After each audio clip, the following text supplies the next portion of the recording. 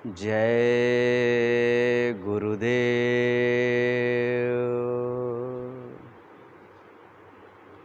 अखंडमंडलाकारं सुव्याप्तमेन चराचरं सुतत्पदं दर्शितैन तस्मै श्री गुरुवे नमः।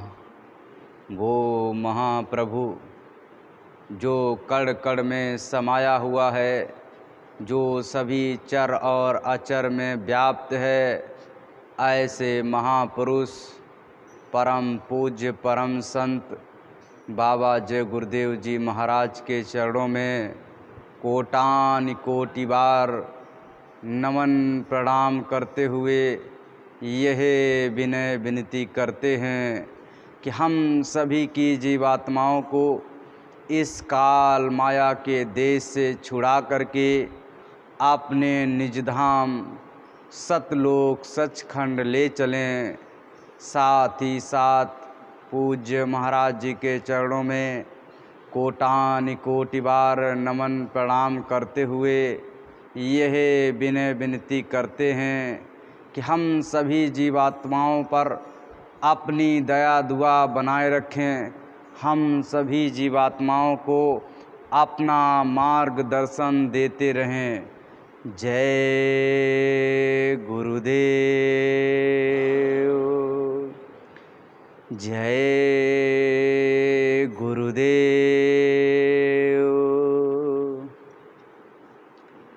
प्रेमी भाई बहनों, यह जीवन बड़ा अनमोल है। इस जीवन में हमको और आपको उस परम पिता परमात्मा को प्राप्त करने की भरपूर कोशिश करनी चाहिए। ये समय बड़े सौभाग्य से हमको और आपको प्राप्त हुआ है। अगर इस समय हम और आप नरक और 84 में भटक रहे होते, नरकों में मार खा रहे होते, पीड़ाओं को भोग रहे होते, 84 में पेड़ पौधे गधा उल्लू चिड़िया कीड़ा अगर ये बन गए होते, तो आज संत महात्माओं के चरणों में बैठ करके संत महात्माओं के बताए हुए वचन वाणियों को सुन करके और उस पर चल कर के अपनी जीव आत्मा के कल्याण के लिए मौका नहीं मिलता। ये बड़े सौभाग्य से मौका मिला है। ये बड़े सौभाग्य से हमको आपको समय मिल गया है कि संत महात्माओं ने जहाँ पर अपने चरण रखे, ऐसी पवित्र धरती पे हमको और आपको आने का मौका मिला, हमको और आपको रहने का मौका मिला। उस स्थान पर, उस धरती पे बैठ करके अपनी जीव आत्मा के कल्याण के लिए मौका मिला। प्रेमी भाई बहनों, बड़े ही सौभाग्यशाली हम और आप हैं कि वो परम पुरुष परम पिता परमात्मा हमारे लिए उस धराधाम से आए और हमको और आपको मार्गदर्शन दिया कि ये लो और इससे अपनी जीव आत्मा का कल्याण कर लीजिए। प्रेमी भाई बहनों, सहेजोबाई जी ने कहा, साहन को तो भय घना सहजो निर्भय रंक। उन्होंने कहा, जो बड़े बड़े राजे महाराजे हैं, बड़े बड़े सेठ साहूकार हैं, उनको बड़ा डर रहता है। हर समय हर पल हर क्षण उनको डर सताता रहता है कि हमारे पास इतना धन, इतनी दौलत, इतना माल खजाना, ये कोई लूट ना ले, ये कोई ले ना ले। इसका हर समय उन्हें डर सताता रहता है और हर पल हर क्षण वो डर में जीते रहते हैं। इसी कारणवश उनके अंदर में चिंता विद्यमान हो जाती है, चिंता उनके अंदर में घर कर जाती है और उसी वजह से उनको नींद नहीं आती, नींद की गोलियां लेनी पड़ती हैं। गुरु महाराज ने बताया कि ये जो रास्ता आपको बताया गया है ये सुंदर सुगम रास्ता है, इससे बेहतर रास्ता कभी भी किसी भी युग में नहीं मिला। जो कलयुग में हमको और आपको रास्ता मिल गया, सुंदर सुगम सीधा रास्ता है, ये आपके घर तक जाता है। ये इसमें आपको ज़्यादा जो है टेढ़ा मेढ़ा नहीं करना, ज़्यादा जप नहीं करना, तप नहीं करना, उल्टे नहीं लटकना, एक पाँव पे खड़े नहीं होना, सांस को नहीं साधना। इसमें आपको जो बताया गया है केवल घाट पे बैठना है, और इतना भी अगर ना कर पाए तो ये हमारी मूर्खता होगी। प्रेमी भाई बहनों, सहजो बाई जी ने आगे में कहा है, कुंजर के पग बेड़ियाँ चीटी फिरे निशंक। उन्होंने कहा जो चीटी होती है वो इस संसार में हर जगह पे एकदम खुले घूमती है, उसको कोई रोक नहीं सकता। वो आपकी मिठाई रखी हुई है, कितनी महंगी मिठाई है, लेकिन वहाँ पे घुस करके उस मिठाई को खा जाएगी। लेकिन हाथी बेचारा क्या करे? हाथी इतना बड़े होने के बावजूद, इतनी अथाह ताकत होने के बावजूद कि अगर वो किसी पेड़ में बांध दिया जाए तो इस पेड़ को ऐसे मूरा जैसे उखाड़ लेगा। इतनी ताकत, इतना भयंकर, इतना बड़ा शरीर होने के बावजूद वो बेचारा जो है कहीं भी जाएगा तो लोग उसे मारने के लिए दौड़ेंगे, कोई भी उसकी इज्जत नहीं करेगा। लाओ लाओ हाथी आ गया तो इसको जो है हम केला खिला दें, कोई कहेगा लाओ लाओ हाथी आ गया तो इसको हम सब्जी खिला दें, कोई नहीं, सब भगाएंगे कि मेरी सब्जी ना खा ले, मेरे केले ना खा ले, मेरी मिठाई ना खा ले, मेरा कहीं दुकान ना पलट दे। सब लोग उसके जो है पास से, अपने पास से उसको भगाने की कोशिश करेंगे। और चींटी कहीं भी जाकर के कुछ भी खा सकती है। इसका उदाहरण क्या है? सहजो बाई जी कहना क्या चाह रही? वो क्या कह रही हैं? साहनिकू तो भय घना सहजो निर्भय रंक, और कुंजर के पग बेड़ियाँ चीटी फिरे निशंक। वो कहना चाह रही हैं कि जो व्यक्ति छोटा बन जाता है उसमें रंक के लिए कहा है आगे, यानी जो व्यक्ति दरिद्र है, जिस व्यक्ति के पास में ज़्यादा पैसा नहीं है, वो एकदम निशंक रूप में हर जगह पे घूमता। पार्क में आया तो पार्क में ही लेट गया, मंदिर में आया तो मंदिर में ही लेट गया, जहाँ उसका मन किया वहीं लेट गया, जहाँ उसका मन किया वहाँ चला गया। लेकिन पैसा वाला व्यक्ति 4 बार सोचता है कि मैं घर से निकलूं या ना निकलूं, किसके साथ में निकलूं, कहाँ पर बैठूं, कहाँ पर सोऊं। वो जो है हर समय इसके बारे में सोचता रहता। ये केवल मानसिकता हमारी है। गुरु महाराज ने कहा 2 पल्ले हैं इस चीज़ के, आप समझ लीजिए। एक यहाँ पर जिसके पास में सुख समृद्धि है, और एक वो हैं जिनके पास में, बेचारों के पास में केवल आज पेट कैसे भर जाएगा इसके बारे में भी उन्हें सोचना पड़ता है। लेकिन एक तरफ जिसके पास में हर चीज़ प्राप्त है, सारा सुख संपन्नता उसके पास में है, लेकिन उसके पास में शांति नहीं है। क्या नहीं है? शांति नहीं है, संतोष नहीं है। हर समय, हर पल, हर क्षण उसके अंदर में चिंता सताती रहती है कि हमारा बिजनेस और कैसे आगे बढ़ेगा, कोई दूसरा हमारे बिजनेस को टेक ओवर ना कर ले, कोई दूसरा हमारे बिजनेस को आगे से ना निकाल ले, हमारा बिजनेस ठप ना पड़ जाए, हम कहीं पीछे ना रह जाएं। इसके बारे में हमेशा उसके अंदर में चिंता सताती रहती है, और चिंता चिता के समान होती है। एक बार की बात है, एक पहलवान था, पहलवान बहुत मोटा ताजा और ताकतवर पहलवान था। एक बार की बात है, एक शहर में एक हाथी छूट गया और वो पागल हो गया हाथी। जिसका चाहे उसका जो है मकान गिरा दे, जिसका चाहे उसकी दुकान गिरा दे, ठिलिया ऐसे उखाड़ के फेंक दे। अब लोग बड़े एकदम जो है उसमें आ गए कि अब क्या किया जाए। उस पहलवान को पता चला, उस पहलवान को बताया गया कि देखो एक हाथी पागल हो गया है, काबू में नहीं आ रहा, बताइए क्या करें। पहलवान वहाँ से अपने घर से निकला और गया, और वो जिस जंजीर को गले में बांधे हुए था उस जंजीर पे उसने पैर रख दिया। हाथी एक कदम भी आगे नहीं बढ़ा पाया, और पकड़ करके और हाथी को ले जा करके उसने बांध दिया। इतना ताकतवर, लोग जो है एकदम उसकी चर्चा फैलने लगी, एकदम उसका जो है पूरे आसपास के क्षेत्र में उसका नाम हो गया कि फलाने व्यक्ति ने हाथी को 1 इंच भी आगे नहीं बढ़ने दिया, इतना ताकतवर, इतना शक्तिशाली। कहा ठीक है। अब जो है एक व्यक्ति था, उसने कहा कि इसकी ताकत को देखो कैसे नीचे गिराया जा सकता है। उसने क्या किया, उस जो है पहलवान के पास में गए, कहने लगे पहलवान जी ऐसा है, जीवन ऐसे ही नहीं चलेगा। अभी तक तो आपके माँ बाप, आपके घर वाले आपको खिला पिला रहे हैं, लेकिन भविष्य में ऐसा आप खाना चाहते हो तो कुछ पैसा आपके पास में होना चाहिए। का बात तो उसके मन में भी ये बात सही आई है कि पैसा होना चाहिए, तो क्या करोगे, कुछ ना कुछ आप काम कर लीजिए। उनका कोई काम आम तो हम वैसे नौकरी वोकरी तो नहीं करेंगे, ये मेरे बस की बात नहीं है, तो कोई काम नहीं है। अरे सुबह शाम आपकी जो है क्या हो जाएगी, कसरत भी हो जाया करेगी। ऐसा काम आपको बताएंगे कि कोई काम भी नहीं है और कसरत भी हो जाएगी। उसने कहा ये तो बात हमारे लिए, हमारे फ़ायदे के लिए है, क्योंकि रोज़ सुबह शाम हम कसरत तो करते ही करते हैं, और कसरत भी हमारी हो जाए और हमारा काम भी हो जाए और हमें कुछ पैसा भी मिल जाए, तो इससे बढ़िया कोई बात हो सकती है। उसने कहा ठीक है, आपको कुछ नहीं करना है। जैसे ये हमारा मंदिर है और इस मंदिर में चौथे पाँचवें मंजिल पे एक दीपक रखा हुआ था, उसमें क्या करना है, तेल एल सब डला डलाया मिलेगा, आपको सिर्फ माचिस से उसको हर शाम को 5 बजे जलाना है। लेकिन 5 बजे ठीक जल जाना चाहिए, ना 1 मिनट इधर और ना 1 मिनट उधर, 5 बजे बिल्कुल फिक्स टाइम पे जल जाना चाहिए। उसने कहा ठीक है, हम सीढ़ियाँ चढ़ेंगे, उस सीढ़ियाँ चढ़ कर के नीचे आएंगे तो हमारी कसरत भी हो जाएगी, व्यायाम भी हो जाएगा और आपका दीपक भी जला देंगे। कहा ठीक है।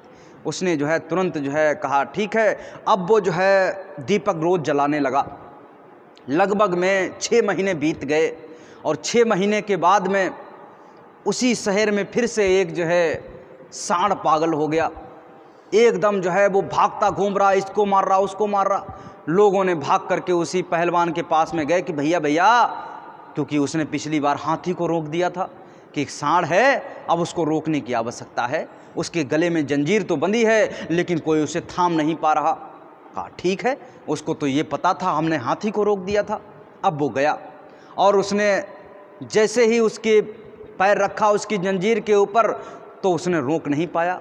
उसने कहा अच्छा, तो उसने ऐसे करके उस जंजीर को पकड़ा दोबारे, और जैसे ही जंजीर को पकड़ा तो सांड खींचता चला गया और जो है पहलवान जी गिर पड़े, मुंह हाथ सब फूट गया उनका।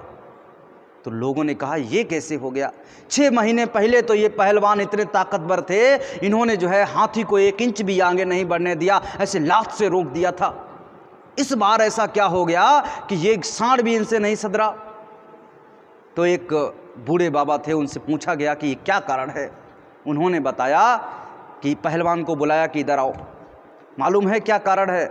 उस समय जब आप खाते पीते थे, रहते थे, घूमते थे, कोई भी चिंता तुम्हारे अंदर में नहीं थी, एकदम निशंक रूप में घूमते थे। लेकिन इस समय आपको चिंता सताने लगी है, हर वक्त आपको वो 5 बजे की घड़ी के जो है आपको याद आती है कि वो 5 बजे हमको क्या करना है, दीपक जलाना है। बस वो चिंता आपके अंदर में घुस गई। और चिंता किसके समान होती है, चिता के समान होती है। आदमी दिखेगा तो ऐसा चलता फिरता दिखाई देगा, मोटा ताज़ा दिखाई देगा, लेकिन वो जैसे जला करके राख कर दिया जाता है, जैसे कोई रस्सी है उसमें आग लगा दी जाए और वो जल जाए, लेकिन वो दिखाई तो वैसी देगी, बिल्कुल रस्सी जैसी बनी थी वैसी ही दिखाई देगी। आप कहेगो बिल्कुल इसका कलर बदल गया है लेकिन रस्सी वैसी ही है। लेकिन जैसे ही आप उसको हाथ लगाओगे, पहले तो रस्सी आपके हाथ में आ जाती थी, अब की बार वो एकदम फूट जाएगी, राख बन जाएगी। वही हिसाब उनका हो गया, पहलवान जी का हो गया। अब पहलवान जी जो है चिंता के कारण में वो बेचारे जो है नीचे हो गए। अब उनका जो है सारा शक्ति जो था, पावर था, सब चला गया। इसीलिए चिंता बड़ी बेकार चीज़ है, चिंता को अपने अंदर से हमको निकाल देना चाहिए। प्रेमी भाई बहनों, गुरु महाराज हमको और आपको एक ऐसा रास्ता बता दिया है, इस रास्ते पे चलने पे आपको चिंता नहीं होगी। आपको दुनिया के जो कार्य हैं उनके बारे में आपको विचार नहीं आएंगे। जैसे जैसे आप गुरु के चरणों में चलते चले जाएंगे, गुरु के प्रति अपने आप को समर्पित करते चले जाएंगे, वैसे वैसे आप दुनिया के बंधन ढीले होते चले जाएंगे, दुनिया से आप दूर होते चले जाएंगे। प्रेमी भाई बहनों, इसीलिए सहजोबाई जी ने बताया है कि छोटे बन के रहना चाहिए। जितने आप छोटे बन जाओगे उतनी जल्दी आप इस दुनिया से निकल जाओगे, उतने आप बड़े बड़ी चीज़ों को आप प्राप्त कर सकते हो। और जितने बड़े बनने की कोशिश करोगे आप कभी भी बड़ी चीज़ों को प्राप्त नहीं कर सकते हो। छोटे बनकर के आप दुनिया की जो सबसे बड़ी चीज़ है आप उसको भी प्राप्त कर सकते हो। प्रेमी भाई बहनों, बात सन 1997 की है। गुरु महाराज प्रयागराज इलाहाबाद में गुरु पूर्णिमा का कार्यक्रम मना रहे थे।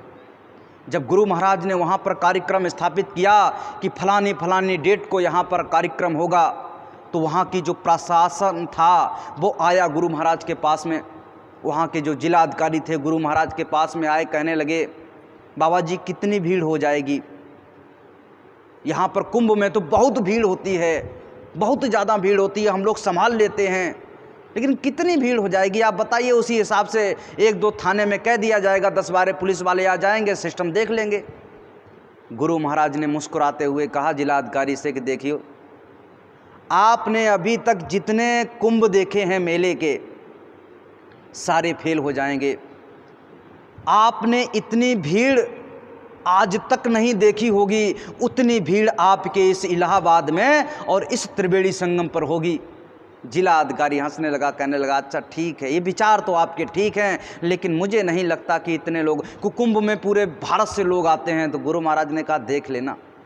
जैसे ही डेट आई और लोगों का समूह आना प्रारंभ हुआ, वहाँ का जो प्रशासन था वो एकदम हिल गया, कहने लगा इतने लोग एकदम यहाँ से कहाँ से आ गए, केवल एक व्यक्ति के कहने पे इतने लोग कहाँ से आने लगे। एकदम भीड़ का हुजूम जैसे बढ़ता चला गया। अब वहाँ के जितने मैदान थे, जितनी जगह थी, सारी की सारी टेंट राउटों से भर गई, लोगों से भर गई। लेकिन उनमें एक चीज़ की फ़र्क था, जब कुंभ का मेला लगता था तो इतने प्रशासन के लगने के बावजूद, हजारों की संख्या में सीआरपीएफ वाले, पुलिस वाले लगने के बावजूद वहाँ पर उद्दंडता होती थी। उस भीड़ को संभालने में उनको जो है पसीने छूट जाते थे, लेकिन कोई भी प्रशासन उनके साथ में, सब प्रशासन लगा हुआ, लेकिन अपने अपने काम में कोई भी गुरु महाराज के सेवादार ही लगे हुए हैं। और सारी भीड़, इतनी ज़्यादा भीड़ है, लेकिन कोई भी जो है उसमें से कमी दिखाई नहीं पड़ रही। कहीं भी पुलिस की ज़रूरत नहीं पड़ रही कि जाओ जाकर के वहाँ लड़ाई हो गया, वहाँ दंगा हो गया, वहाँ वो ज़बरदस्ती कर रहे, कहीं भी कुछ भी नज़र नहीं आया। सारे के सारे अधिकारी दंग रह गए, ये क्या हो गया। गुरु महाराज ने प्रथम दिन सत्संग में सुनाया कि देखो, यहाँ के मल्लाह हमारे पास में आए, जो नाव चलाते हैं, वो हमारे पास में आए, कहने लगे गुरु महाराज ऐसा करिए, आपके लोग आने वाले हैं, सत्संगी आने वाले हैं, नाव बुक कर लीजिए। गुरु महाराज ने कहा कि इतने लोग आएंगे कि तुम्हारी नाव पूरी नहीं पड़ पाएंगी, इसलिए जब भी आप कोई नाव पे किसी को बैठा लें तो 2-4 व्यक्तियों से ज़्यादा मत बैठालना। गुरु महाराज ने जो है मंच से सुनाया कि देखो ऐसा है, आप नाव पे बैठो या ना बैठो, लेकिन सभी ये जो मल्लाह हैं इनको इनका पैसा ज़रूर देना, ये इनका हक है और इनको मिलना चाहिए। दूसरा, गुरु महाराज ने बताया पहले दिन कि ये जितने पंडे यहाँ पे हैं, आपको तिलक लगाएं या ना लगाएं, लेकिन इनको भी आप दक्षिणा के रूप में जो आपके पास बन पड़े, 1 रुपया, 2 रुपया, 5 रुपया, 10 रुपया, इनको जो है सेवा में ज़रूर दें। ये इनका भी हक है और हमें किसी का हक मारना नहीं चाहिए। गुरु महाराज ने ये भी बताया कि हम किसी से दुश्मनी नहीं करते, हम किसी से जो है ईर्ष्या द्वेष नहीं करते, ये हम बिल्कुल भी नहीं सिखाते। ये दुनिया के लोग कहते हैं कि आप देवी देवताओं को नहीं मानते, आप राम कृष्ण भोले बाबा को नहीं मानते, आप यहाँ के जो है लोगों को नहीं मानते, यहाँ के देवी देवताओं को नहीं मानते, मंदिरों को नहीं मानते। गुरु महाराज कहते हम तो सबको मानते हैं, लेकिन आप ही लोग नहीं मानते। गुरु महाराज ने कहा कि हम यहाँ पे जो है ना किसी देवी देवता से बैर भाव रखते हैं, ना ही किसी जो है देवी से बैर भाव रखते हैं। देखो यहाँ पर हमें उनके दरवाजे से गुजरना है। गुरु महाराज ने क्या बताया, हमें उनके दरवाजे से गुजरना है, और उनसे अगर हम जो है बैर भाव कर लेंगे तो क्या लगता है वो अपने दरवाजे से गुजरने देगा? बिल्कुल भी नहीं गुजरने देगा। जैसे कहा जाता है, कोई अगर ये कुत्ता है, ये भी अपने गांव का, अपने मोहल्ले का, जहां वो रहता है वहां का शेर है। कितना भी तगड़ा कुत्ता आ जाए, लेकिन ये छोटा सा कुत्ता अगर वो अपने मोहल्ले में दूसरे कुत्ते को आते देखेगा तो ये भाव भाव भाव भाव करके उसको जो है पीछे खदेड़ने की सोचने लगेगा। क्यों? क्योंकि ये अपने मोहल्ले का शेर है। ऐसे ही देवी देवता हर स्थान पे बैठे हुए हैं, और जब भी आप उनके जो है द्वार से गुजरोगे तो उनसे दोस्ती भी नहीं करनी। अगर दोस्ती कर ली तो उनके दोस्ती में फंस जाओगे। वो कहेंगे आओ आओ भैया चाय पानी कर लो, तो आप वहाँ बैठोगे, जैसे ही वो चाय पानी कराए बस वहीं पर आपको फंसा लेंगे। तो उनसे दोस्ती भी नहीं करनी है और दुश्मनी भी नहीं करनी। दुश्मनी कर ली तो वहाँ से निकलने भी नहीं देंगे। इसलिए जो है कहा जाता है, कबीरा खड़ा बाजार में सभी की मांगे खैर, ना काहू से दोस्ती ना काहू से बैर। किसी से दोस्ती भी नहीं करनी, किसी से बैर भाव भी नहीं रखना है, बस अपना काम बनाते चले जाना है कि हमारा काम कैसे बनता चला जाएगा। गुरु महाराज ने कहा ये जितने भी लोग हैं बस सबका सम्मान करते चले जाइए और अपना काम करते चले जाइए। गुरु महाराज ने कहा ठीक है, अपनी जीव आत्मा के कल्याण के लिए जो शरीर दिया गया है इसका भरपूर लाभ उठाइए। क्या बताया? इसका भरपूर लाभ उठाइए। हम क्या करते हैं कि ये शरीर मिला, ठीक है, इसमें तो बहुत सांसें भरी पड़ी हैं, अभी क्या है, अभी तो बहुत समय बचा है, जल्दी जल्दी करके क्या करेंगे, अभी पड़ी हैं बरसों, ऐसे करके कहा जाता है। तो इसलिए, लेकिन गुरु महाराज ने कहा एक पल का भी भरोसा नहीं, ये कब शरीर आपका छूट जाएगा। इसीलिए अनमोल शरीर है, इससे जितनी जल्दी हो सके, जितना ज़्यादा काम इससे ले सको उतना ज़्यादा इससे काम ले लीजिए और इसको जो है सार्थक बना लीजिए। गुरु महाराज ने सत्संग समाप्त किया। उसके तीसरे दिन एकदम सूचना ऊपर से आई कि जल स्तर बढ़ने वाला है। तीनों नदियों में त्रिवेणी संगम पे जल स्तर बढ़ने वाला है। और इस भीड़, इतनी ज़्यादा भीड़ है, ये निकलेगी कैसे? जिला अधिकारी को एकदम जो है, क्योंकि उसको जवाब देना पड़ेगा, उसको शंका समा गई। गुरु महाराज के पास में आया, हाथ जोड़ के खड़ा हो गया, कहने लगा गुरु महाराज ऐसा कीजिए, आप अपने लोगों को आदेश दीजिए कि मैदान खाली कर दें, क्योंकि ये सब पानी से भर जाएगा। गुरु महाराज ने कहा ठीक है। गुरु महाराज हर समय एक मानव की तरीके से काम करते, वो ये नहीं दिखाते हमारे पास इतनी शक्ति है, हमारे पास ये पावर है। क्यों? क्योंकि वो संत हैं। संत का मतलब है कोई अगर गाली भी दे के चला जाए तब भी कहते कोई बात नहीं, कोई अगर बड़ाई भी करके चला जाए तो उसमें वो अपने फूलते भी नहीं कि हाँ हमारी बड़ाई कर दी, और कोई गाली दे जाए तो क्रोध भी नहीं आता है, वो कहते कोई बात नहीं। क्यों? क्योंकि उन्होंने काम, क्रोध, लोभ, मोह, अहंकार, पांचों कर्म इंद्रियों का दमन कर दिया है। उसकी जगह पे विरह, विवेक, शील, क्षमा, संतोष उन्होंने जो है उसको जो है उजागर कर लिया है। तो गुरु महाराज ने कहा ठीक है, हम इस आपके संगम पे जो मैदान है इसको खाली करवा देंगे। गुरु महाराज ने सत्संग के लास्ट में कहा कि इसको जो है संगम को आपको खाली करना है, अपनी राइटियों को, अपने जो है चीज़ों को यहाँ से ले जाना है। सभी लोग तैयार हो गए। कुछ लोग वहाँ से ऊपर में ले गए, जो हनुमान मंदिर है उसके पीछे जो है अपना डेरा डालना शुरू कर दिया। तब तक क्या हुआ, दूसरे दिन सुबह वो जिला अधिकारी आए कि अभी तक आपने मैदान खाली नहीं करवाया।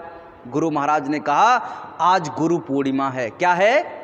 1997 में गुरु पूर्णिमा थी। गुरु महाराज ने कहा आज गुरु पूर्णिमा है और सत्संग चल रहा है, ये सत्संग होगा, इसके बाद में मैदान खाली होगा। लेकिन वो इतना चिंता से भयभीत था, क्योंकि बाढ़ जब आती है तो ऐसे 15-15, 20-20 मिनट में जो है एकदम इतना भर जाती है कि लोग डूब के मर जाएंगे। डर रहे थे, घंटों सत्संग चलता है। गुरु महाराज ने सत्संग दिया, सब ने प्रेम से सत्संग सुना। गुरु महाराज ने कहा कि ऐसा करो बच्चा, अब आप लोग अपना अपना बोरिया बिस्तर समेटो और ऊपर की तरफ चलने लगो। सब ने अपना अपना बोरिया बिस्तर समेटा और सब सत्संग स्थल को खाली करते हुए जो संगम का मैदान था उसको खाली करने लगे और ऊपर की तरफ बढ़ने लगे। धीरे धीरे धीरे धीरे शाम का वक्त होने वाला था। एकदम कारी पड़ चुकी थी, लेकिन टीन सेट थे और बड़े बड़े जो टेंट थे वो नहीं उखड़ पाए थे। गुरु महाराज ने कहा कोई बात नहीं, लगे रहो, जल्दी जल्दी इसको निकालो। अब सत्संगी क्या करना, जैसे ही कारी पड़ी, सूर्य इधर जो है डूबे, अब क्या था, अब तो चमत्कार, अब चमत्कार दिखाई दे रहा था। गुरु महाराज ने एक तरफ मंडप बनाया था, वहाँ पर हजारों लाखों की संख्या में भूत खड़े हुए थे, भोजन ले रहे थे। अब उन भूतों का काम वहाँ पे शुरू हुआ, चमत्कृत हो गया। वहाँ पे सत्संगी ऐसे करके एक रस्सी खोले तो पूरे टेंट की रस्सी खुल जाए और समेट के रख जाए। लोग कहें ये हो क्या रहा है, टीन सेट में एक हथौड़ी मारें तो पूरी टीन सेट समट करके रख जाए। लोग कह रहे हैं ये क्या हो रहा है। वहाँ का जो प्रशासन था, वहाँ के देखने वाले लोग थे, एकदम अचंभित रह गए। एकदम फटाफट एक व्यक्ति जो है अकेले, जो 4-4 5-5 लोग उठा करके जिस टीन सेट को ले जाते थे, एक व्यक्ति केवल हाथ लगा रहा नाम मात्र के लिए, पूरा टीन सेट बाहर हो गया। ऐसे ऐसे चमत्कार वहाँ पर होने लगे। लोग जो है एकदम जय गुरुदेव जय गुरुदेव जय। जब ऐसा कुछ होता है तो जय गुरुदेव के नारे, इतनी भीड़ जब एकदम जय गुरुदेव के नारे लगाए तो पूरा प्रयागराज जो है एकदम दहल गया कि ये कैसी आवाज़ होने लगी। एकदम गुरु महाराज ने कहा हनुमान गढ़ी है, उसके पीछे जो है सारा डेरा डाल दो। उधर की तरफ सारे डेरे डाल दिए गए। उधर जो है जल स्तर बढ़ने लगा। गुरु महाराज ने कहा कोई बात नहीं है। जल स्तर धीरे धीरे बढ़ा और पूरा एकदम झमाझम पूरा मैदान जो था एकदम पानी से भर गया। गुरु महाराज ने जब उन्होंने जिला अधिकारी ने देखा कि कोई भी एक भी सिंगल पर्सन यहाँ पे डूबा नहीं, किसी को चोट नहीं लगी और सारी की सारी भीड़ बहुत ही संयम तरीके से ऊपर में पहुंच गई। कहने लगे अगर ऐसा कहीं संगम के वक्त हम कह देते किसी से, तो आप समझिएगा इस समय संगम के वक्त जो है किसी से कह दिया गया था तो पुल टूट गया था, शायद आपको पता होगा। तो एकदम भीड़ में हड़कंप मच जाता है, छोटी छोटी भीड़ों में। लेकिन गुरु महाराज की वहाँ पे दया काम करती है। हर व्यक्ति के अंदर गुरु महाराज के जो अंदर से किरणें निकल रही हैं, वो किरणें हर व्यक्ति के अंदर समाई हुई हैं और वो जो है शांति का प्रारूप हैं। हर व्यक्ति के अंदर में हफ्दा दबड़ी नहीं कि आ जाएगा पानी आ जाएगा डूब जाएंगे। गुरु महाराज ने उस गुरु पूर्णिमा में बताया कि गुरु की दया क्या होती है, गुरु के अंदर पावर क्या होती है। वहाँ का जो जिलाधिकारी था, वहाँ का जो प्रशासन था, आर्मी वाले, बगल में एक आर्मी का कैंप बना हुआ है, वो आर्मी वाले कह रहे थे कि ये कैसे हो गया। हम लोगों को स्पेशल ट्रेनिंग दी जाती है कि आपके अंदर डिसिप्लिन कैसे आएगा, आपके अंदर अनुशासन कैसे आएगा, अनुशासन में रहना कैसे है, ये हमें सिखाया जाता है। इसके बावजूद जब कोई समस्या आती है, परेशानी आती है, तो हम उस जो है अनुशासन को तोड़ देते हैं। लेकिन ये जो है गांव गली के रहने वाले लोग, जिसके छोटी छोटी बातों पे लड़ने वाले लोग, और यहाँ आकर के इतने अनुशासन दिखाया कि आर्मी वाले जो थे वो भी उनके सामने फेल हो गए। गुरु महाराज की दया अपरंपार है, बस इसको समझने की आवश्यकता है। आपने अगर महसूस करना शुरू कर दिया तो वो गुरु महाराज की दया आपके साथ में काम करना प्रारंभ कर देगी। लेकिन आपने अगर महसूस नहीं किया, आपने उन पे विश्वास नहीं किया, तो समझ लीजिएगा कि गुरु महाराज की कोई भी दया आप पे होने वाली नहीं है। वो है तो, लेकिन आप उसको एक्सेप्ट नहीं कर पा रहे, आप अपने जीवन में उसको उतार नहीं पा रहे, इसीलिए वो दया आपके ऊपर में नहीं हो रही। गुरु पे हमको विश्वास करना चाहिए। जब हम गुरु पे विश्वास करना प्रारंभ कर देते हैं तो समझ लीजिएगा हमारा काम होना प्रारंभ हो जाता है। एक बार की बात है कि गुरु आज्ञा में हमको रहना चाहिए। इसके बारे में गुरु महाराज ने बताते हुए एक बार कहा, एक गुरु और चेला एक पहाड़ी पे रहा करते थे और उस पहाड़ी पे जो है वो दोनों साधना किया करते थे। एक बार गुरु महाराज ने कहा कि ऐसा है, हम कहीं देशाटन के लिए जाएंगे और आपको मैं छोड़े दे रहा हूँ, आप यहाँ पर कुटिया की देखभाल करना, आसपास में जो आश्रम है इसकी देखभाल करना, और जो है यहाँ पर हमारे बताए अनुसार जैसा हमने बताया सुमिरन ध्यान भजन करते रहना, आपकी जीवात्मा का कल्याण हो जाएगा। उसने कहा ठीक है करते रहेंगे, लेकिन कभी बिल्ली मत पालना। क्या है? कभी बिल्ली मत पालना। अब वो सोचने लगा कि सुमिरन ध्यान भजन से बिल्ली का क्या नाता, बिल्ली का तो कहीं दूर दूर से कोई मतलब ही नहीं, कोई कनेक्शन ही नहीं बनता है। भाई सुमिरन ध्यान भजन कर रहे हैं हम और कोई हमसे कहते बिल्ली मत पालना, तो कोई मतलब ही नहीं, हम क्यों बिल्ली पालेंगे भाई। लेकिन उसने ऐसे सोच लिया मन में। गुरु महाराज ने कहा देखो हमने तुम्हें बता दिया कभी बिल्ली मत पालना, और ये हमारी आज्ञा है, गुरु की आज्ञा है कि ठीक है साहब बिल्ली कभी ज़िंदगी में नहीं पालेंगे। कुछ समय के बाद में गुरु महाराज तो चले गए, उनके पास में एक निमंत्रण आया नीचे एक भागवत हो रही थी तो उसका भंडारा वहाँ होने वाला था। तो उन्होंने कहा भैया भागवत हो चुकी है महाराज जी और भंडारा होने वाला है, खीर पूड़ी बनेगी और आपको निमंत्रण है। बेचारे रोज़ रोज़ वही भौरी बनाते थे कंडे पे और उसी में जो है नमक के साथ में खाते थे। आज उन्होंने सोचा कि आज बड़े दिन के बाद में खीर पूड़ी का नंबर लग रहा और वो बढ़िया बढ़िया सब्जी भी मिलेगी, कुछ दक्षिणा भी मिल जाएगी, चलो चलते हैं। अंदर गए, सुबह सुबह नहाया धोया, तिलक लगाया लंबा और जाकर के क्या करने लगे, उन्होंने जो है अपने कपड़े निकाले जो उन्होंने एक जोड़ी बनवाए थे नए वाले कपड़े, वही नए वाले कपड़े निकाले और लाओ पहने। जैसे ही उन्होंने पहनने के लिए किया तो उसमें 2 4 5 छेद थे। अब उन्होंने कहा ये किसने खा लिया, तो उधर जैसे ही देखा जहाँ पे रखे हुए थे 2-3 चूहे थे, वहाँ से एकदम कूद करके भागने लगे। उन्होंने कहा कि इन चूहों ने हमारा ये जो है कुर्ता खा लिया, ये हमारा पैजामा खा लिया। अब वो उसी सोच में उसी गम में बैठे हुए, अब वहाँ जाएंगे तो कैसे जाएंगे क्योंकि ये तो खा लिया है इन्होंने, तो अब जो है खीर पूड़ी कैसे खाने जाएंगे। ये जो रोज़ कपड़े पहनते तो गंदे हैं, लोगों के बीच में जाएंगे, कई गांव से लोग वहाँ पर आए होंगे, लोग हमारे बारे में क्या कहेंगे कि ये महाराज जी के चेले हैं और ये देखो ऐसे सौंदे भौंदे आ गए। अब वो इसी सोच में गम में बैठे हुए, तब तक वो नीचे भंडारा शुरू हो गया। अब भंडारा समाप्त भी होने वाला। वो जो बूढ़ा दादा आया था उनके पास में उनको निमंत्रण देने के लिए उन्होंने कहा कि चेला नहीं आया, ऊपर जो महाराज जी रहते हैं उनका चेला नहीं आया, मुझे लगता है कि कहीं भूल तो नहीं गया। तो वो नीचे से गए और साथ में कुछ खीर पूड़ी और सब्जी लेकर के गए, उनको जाके दिया कि लो खा लो। अरे क्या रह गए थे, भजन पूजा पे बैठ गए थे, कि भजन पूजा पे तो नहीं बैठे, फिर कैसे आप रह गए, वहाँ नीचे आपको आना था, हमने निमंत्रण दिया था आपको। हाँ दिया तो था, फिर ऐसा है ये देखिए हमारा कुर्ता और हमारा पैजामा जो है उसने चूहे ने खा लिया, ये देखिए बड़े बड़े छेद कर दिए इसमें, हम कैसे पहन करके आते, वहाँ लोग हम पे हंसते। अच्छा ये समस्या क्या, हाँ आप इन चूहों से निजात दिलवा दीजिए, बस हमारी समस्या हल हो जाएगी। उन्होंने कहा ठीक है, आप कुछ मत कीजिए, आपको कुछ करने की आवश्यकता ही नहीं है, आप एक बिल्ली पाल लीजिए।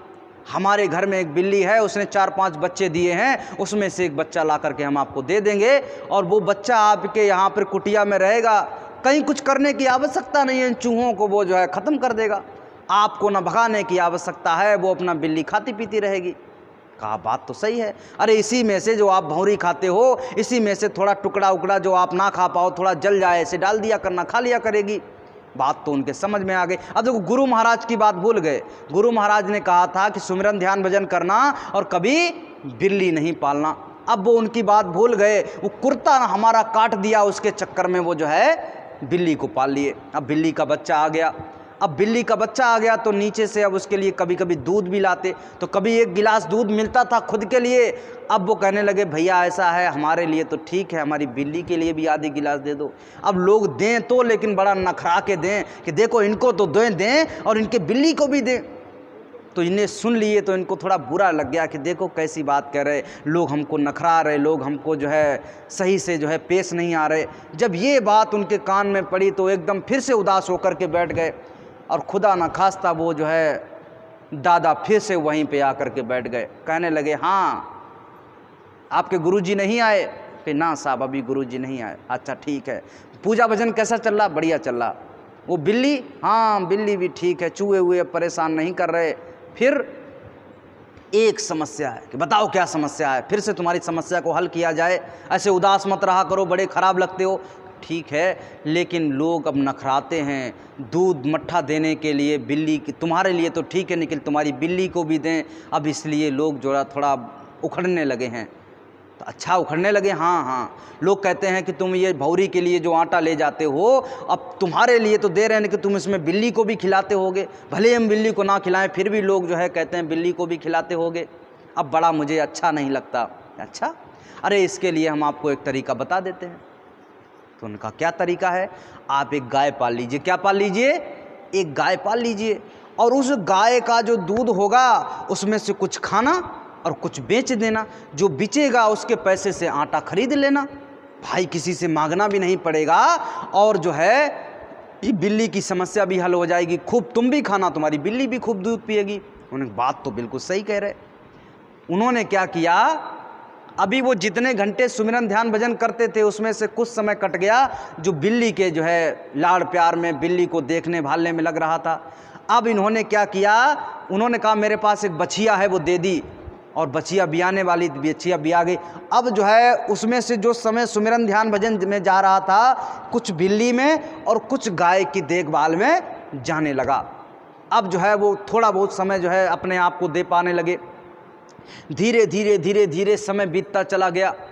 एक दिन उनको बड़ा परेशानी हुई, कहने लगे गुरु की याद आई, गुरु जी ने कहा था सुमिरन ध्यान भजन खूब करना, ये मानव जन्म मिला है बड़ा अनमोल जन्म है, कहीं गधा उल्लू कीड़े मकोड़े पेड़ पौधे चिड़िया बन गए होते तो जो है वहाँ पे सुमिरन ध्यान भजन नहीं कर पाते। वो सत्संग की बातें जब गुरु महाराज की उनके कानों में बजी, अंदर में जो है जली, तो उनको बड़ा बुरा लगा। उन्होंने कहा कहाँ इस गाय के चक्कर में, इस बिल्ली के चक्कर में बहुत ज़्यादा समय हमारा बर्बाद हुआ जा रहा, इसको हमें सुमिरन ध्यान भजन में देना चाहिए था, लेकिन क्या करें अब जो है इसमें फंस गए, इससे कैसे निजात पाया जाए। और वो जो है टहलते हुए वो दादा फिर से आ गए।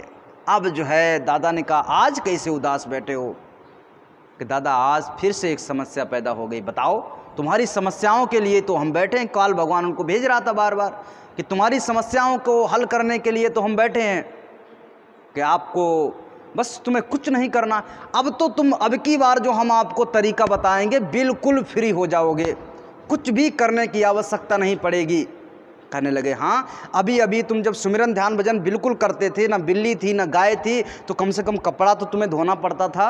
हाँ साहब कपड़ा तो धोना पड़ता था, लेकिन अब की बार ऐसा तरीका बताएंगे कि तुम्हें कपड़े भी धोने नहीं, एकदम 24 घंटे भजन करना। उसने कहा ऐसा तरीका तो बता दो क्या करना है।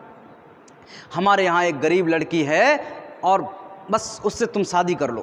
कहा ठीक है शादी कर लेंगे, फिर तुम्हें कुछ करना ही नहीं पड़ेगा, सारा काम वो करेगी। कहा ठीक है भैया। उन्होंने क्या करवाया, दूसरे दिन चटमगनी पट ब्याह, तुरंत जो है शादी करवा दी। अब जैसे ही शादी करवाई, अब बेचारे एकदम बिजी हो गए, कतई अब तो एक पल का समय नहीं मिल रहा। अब सुमिरन ध्यान भजन के लिए पहले घंटे 2 घंटे सुबह शाम बैठ भी जाते थे, अब वो भी समय नहीं, बेचारे एकदम जो है वैसे हो गए। 2-4 लड़के बच्चे भी हो गए 2-4 साल में। तब तक क्या हुआ, उधर से गुरु महाराज जो है लौटने की प्रबंध बनाया। 2-4-10 साल के लिए गए थे, अब उधर से गुरु महाराज लौटना प्रारंभ किए। जैसे ही उस पहाड़ी पे पहला ही कदम रखा, उधर से एक बिल्ली का बच्चा भागते हुए मिल गया। समझ गए कि हमें लगता है कुछ गड़बड़ हो गया। आगे जैसे ही बढ़े तो आगे से गाय का बच्चा कूदता फांगता वहाँ से दिखाई दिया। उनने कहा मुझे लग रहा है और भी ज़्यादा गड़बड़ हो गया। और जैसे ही पहाड़ी के ऊपर पहुँचे तो 1-2 बच्चे वहाँ पर खेल रहे थे। उनने का सोचा मुझे लग रहा है सब पूरा ही गड़बड़ हो गया। आगे जैसे ही पहुँचे तो एक स्त्री वहाँ पर बर्तन जो है धुल रही थी। उनने कहा मुझे लग रहा है आज बस हो गया बंटा ढार। उधर सामने देखा तो ये दरांती लेके घास काट रहे थे। गुरु महाराज उनके पास में पहुँचे कि हाँ फलाने क्या कर रहे हो। तो इनने जैसे ही, पहले तो नहीं, उन्होंने कहा घास काट रहे ऐसे करके, क्योंकि बहुत सारे लोग मिलने आते थे, घास काट रहे गाय के लिए, तुमने अपनी गाय के लिए घास काटते, ऐसे बहुत तेज नखरा के बोले। लेकिन उनको याद आया कि मुझे जानी आवाज़ तो जानी पहचानी, अभी देखा नहीं, आवाज़ तो जानी पहचानी लग रही। जैसे ही ऊपर मुंह उठा करके देखा तो गुरु महाराज, अब पूरी सीन याद आ गई, पूरी बातें याद आ गई। गुरु महाराज जब चले थे तो आखिरी वक्त कहते कहते गए थे कि बिल्ली मत पालना, और तुमने जो है एकदम दराती हाथ से छूट गई। गुरु महाराज के जो है चरणों में गिर पड़े, रोने लगे, बिलखने लगे। गुरु महाराज ने कहा कोई बात नहीं, लेकिन गुरु की बात में अगर तुम अगर मान लिए होते तो आज ये दिन देखने को नहीं मिलता। गुरु की बात में तुमने जो है विश्वास नहीं किया। तुम कह रहे थे, अरे तुम मन में सोच रहे, कहा तो नहीं था लेकिन मन में तुम्हारे चल रहा था, अरे हमारे सुमिरन ध्यान भजन से बिल्ली का क्या नाता, कहीं दूर दूर हजारों किलोमीटर तक नाता नहीं था। तो आज हमने कहा था और वही देखो हुआ, बिल्ली तुमने पाली और उसी में तुम फंस गए। अब वो कहने लगे अब कैसे करें, क्या करें। उन्होंने कहा कोई बात नहीं, इस ग्रस्त आश्रम में रहकर भी अपनी जीवात्मा का कल्याण करवा सकते हो। जैसा गुरु महाराज ने हमको और आपको बताया कि इस ग्रस्त आश्रम में भी रह कर के अपनी जीवात्मा का कल्याण करवा सकते हो, लेकिन ग्रस्त अलग है और ग्रस्त आश्रम अलग है। बस इतना सा समझ लीजिए, गृहस्थ अलग है और गृहस्थ आश्रम अलग है। आपने गुरु महाराज के सत्संगी जब बने थे, इसके पहले कभी गृहस्थ आश्रम का नाम सुना था? नहीं सुना था, केवल गृहस्थ का नाम सुना था। आदमी कहता किस में है? भैया गृहस्थ में हैं, हम लोग गृहस्थी में हैं, गृहस्थी में हैं और गृहस्थ में रहते हैं। लेकिन जब गुरु महाराज आए, गुरु महाराज ने साफ साफ शब्दों में हमको समझाया कि गृहस्थ आश्रम में रहते हुए भी अपनी जीवात्मा का कल्याण करवाया जा सकता है। कैसे? इसको गृहस्थ को आश्रम बना लीजिए। आश्रम का मतलब अपने परिवार में जितने लोग हैं सबकी मनोदशा सही हो जाए, सब नामदानी हो जाएं, सब सुमिरन ध्यान भजन करना प्रारंभ कर दें, सब सत्संग सुनना प्रारंभ कर दें, सब गुरु महाराज की वचनवाणियों को अपने अंदर में धारण करें और जब उसकी जो है वक्त पड़े तो उसको जो है अप्लाई करें अपने जीवन में। और जब तक हम उसको अप्लाई नहीं करेंगे, जब तक उसको अपने अंदर में धारण नहीं करेंगे, तब तक कोई फायदा होने वाला नहीं है। तो ये गुरु महाराज की दया होती है, ये गुरु की दया होती है, और गुरु के बिना आप एक पग भी आगे नहीं बढ़ सकते।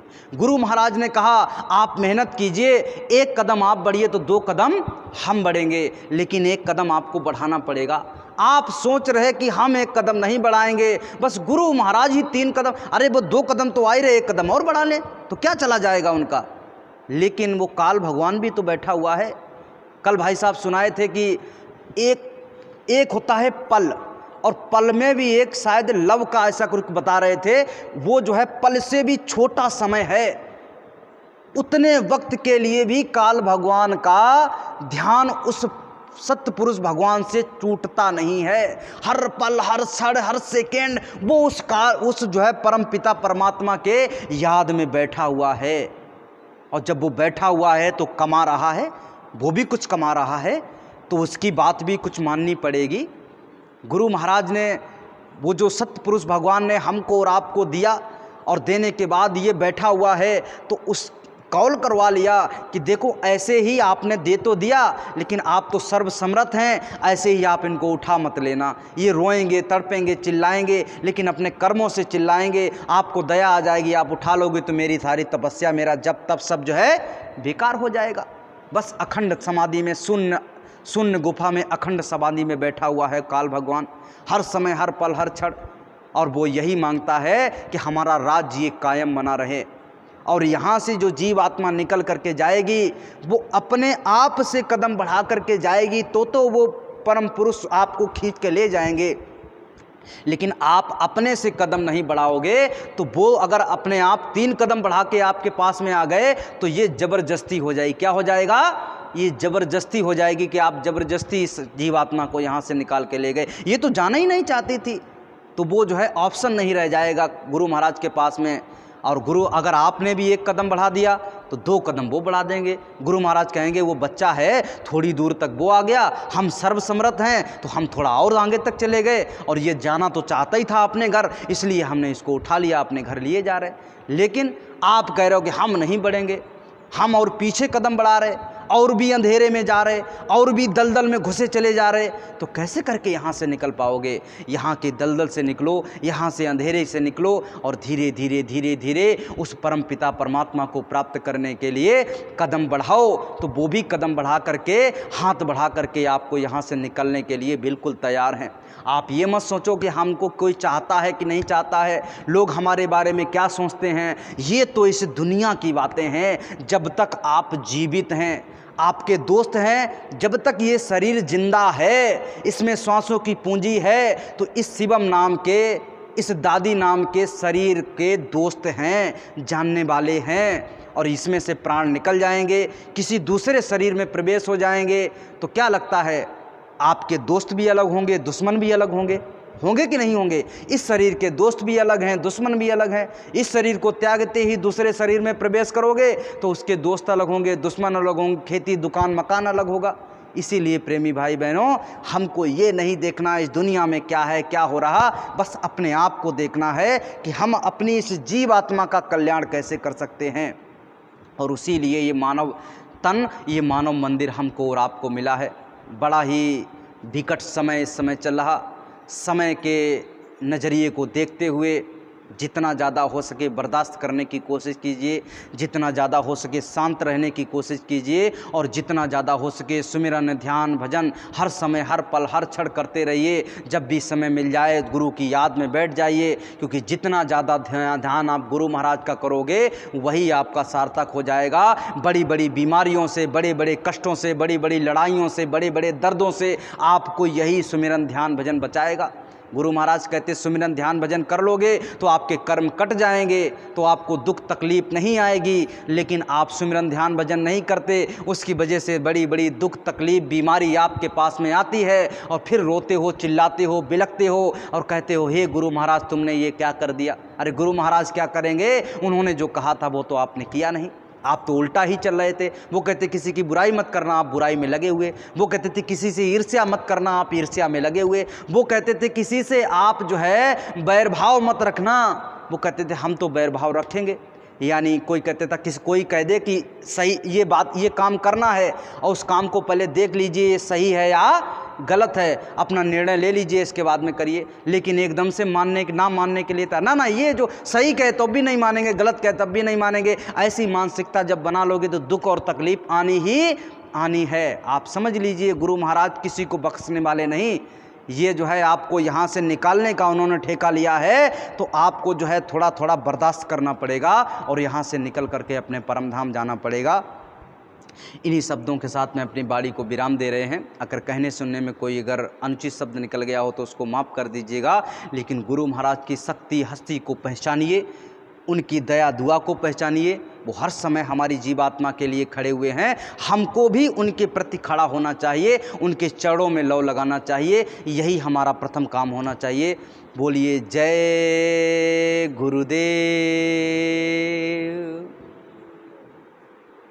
सभी प्रेमी भाई बहन एक साथ सामूहिक आरती करेंगे। विनय करूं मैं दो करे जोरे, सतगुरु द्वारे तुम्हारे, बिन घृत दीप आरती साजूं, दो अखियन मझ धारे, भाव सहित नित बैठे झरोखे, जो हत प्रियतम प्यारे, पग धुन सुनाहु श्रावणे हिये अपने, मन के काज विसारे, जागी सूरत पियत चरणामृत, पियत पियत हुई न्यारी, घंटा शंख मृदंग सारंगी, बंसी बीन सुनारी। जय गुरुदेव जी की आरती करते, गावत जय जयकारे, विनय करूं मैं दो कर जोरे, सतगुरु द्वारे तुम्हारे, मालिक द्वारे तुम्हारे, दाता द्वारे तुम्हारे, समरथ द्वारे तुम्हारे। जय गुरुदेव। बाबा जय गुरुदेव जी महाराज का कहना है, क्या खाने से होगी भलाई, अब भी संभल न पाओगे। पूज्य महाराज जी की प्रार्थना, हाथ जोड़कर विनय हमारी। सभी प्रेमी भाई बहन शुद्ध शाकाहारी रहेंगे, अपने विचारों को भी शुद्ध शाकाहारी रखेंगे और गुरु महाराज के चरणों में मत्था टेक करके अपने गुनाहों की माफ़ी मांग लेंगे। और इसके बाद सुबह जब सुमिरन ध्यान भजन की घंटी लगेगी तो सब लोग आके सुमिरन ध्यान भजन करेंगे और सत्संग भी सुनेंगे। जय गुरुदेव।